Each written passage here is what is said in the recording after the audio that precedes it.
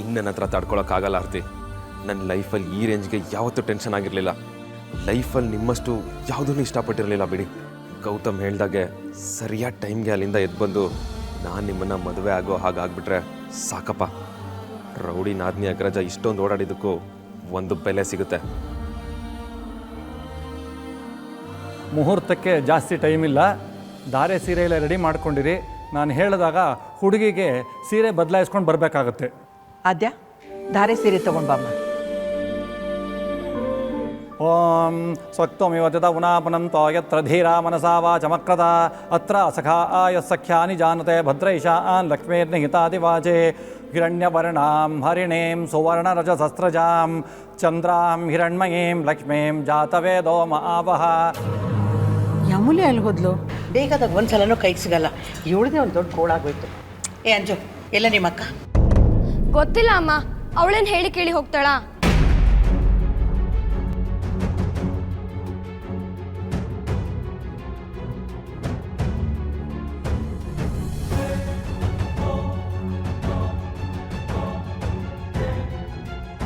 ಆರ್ತಿ ವಿಕ್ಕಿ ಕೊಡಿಸಿದ ಸೀರೆ ಉಡ್ಕೊಂಡ್ಬರ್ತಾಳೆ. ಸೀರೆ ಅವನು ಕೊಟ್ಟಿದ್ದಾದ್ರೆ ಏನು, ತಾಳಿ ಕಟ್ಟದ್ ನಾನು, ಆರ್ತಿ ಬರೋದು ನಮ್ಮನೆಗೆ. ಮಿಸ್ಟರ್ ವಿಕ್ಕಿ, ಕೊನೆ ಸತಿ ಆರ್ತಿನ ನೀನು ಕೊಟ್ಟಿದ್ದ ಸೀರಿಯಲ್ ನೋಡು. ಅವಳು ನನ್ನ ಹೆಂಡತಿ ಅಂದಮೇಲೆ ನೀನು ಎಕ್ಸ್ ಗರ್ಲ್ ಫ್ರೆಂಡ್. ಆ ಶಾಕ್ನ ನೀನು ತಡ್ಕೊಳ್ದೆ ಸತ್ತೋಗ್ತೀಯಾ. ಲಾಸ್ಟ್ ಟೈಮ್ ಕಣ್ ತುಂಬ ನೋಡ್ಕೊಂಬಿಡೋಣ.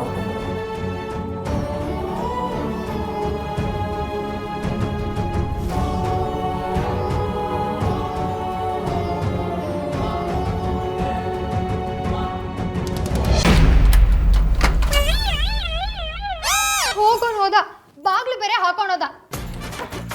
ಲಾಕೆ ಆಗೋಯ್ತೋ ಏನೋ, ಓಪನ್ ಬೇರೆ ಆಗ್ತಿಲ್ಲ.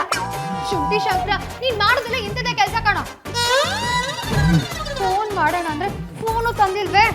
ಹೇ ಶುಂಠಿ ಶಂಕರ, ನೀನಿನ್ ಮಾತ್ರ ಸುಮ್ಮನೆ ಬಿಡಲ್ಲ. ನಾನು ಇಲ್ದೇ ಇರೋ ಟೈಮಲ್ಲಿ ಗೌತಮ್ ವಿರುದ್ಧ ಕಿತಾಪತಿ ಮಾಡಿದ್ರೆ ಕತ್ತಿ ಸಾಯಿಸ್ಬಿಡ್ತೇನೆ. ಬೆಳ್ಳುಳ್ಳಿ ಶಂಕರ, ಈರುಳ್ಳಿ ಶಂಕರ, ಹುಣ್ಸೆಣ್ ಶಂಕರ.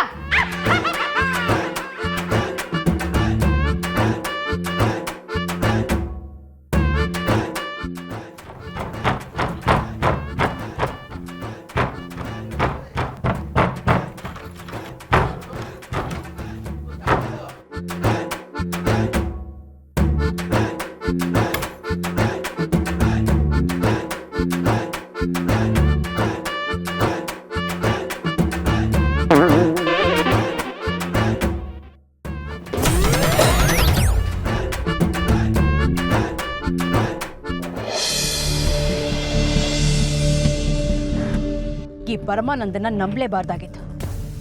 ಇಡಿಯಟ್. ಸೆಲ್ ಫೋನ್ನ ಲ್ಯಾಂಡ್ಲೈನ್ ಥರ ಯೂಸ್ ಮಾಡ್ತಿದ್ದಾನೆ. ಎಲ್ಲಿಟ್ಟಿದ್ದಾನೋ ಏನು. ಇವನಿಲ್ದೆ ಆ ಪರಿಮಳ ಮಗಳ ಮದುವೆಗೆ ಹೋದರೆ ಎಲ್ಲರ ಮುಂದೆ ತಮಾಷೆ ಆಗ್ಬಿಡ್ತೀನಿ. ವಿಕ್ಕಿ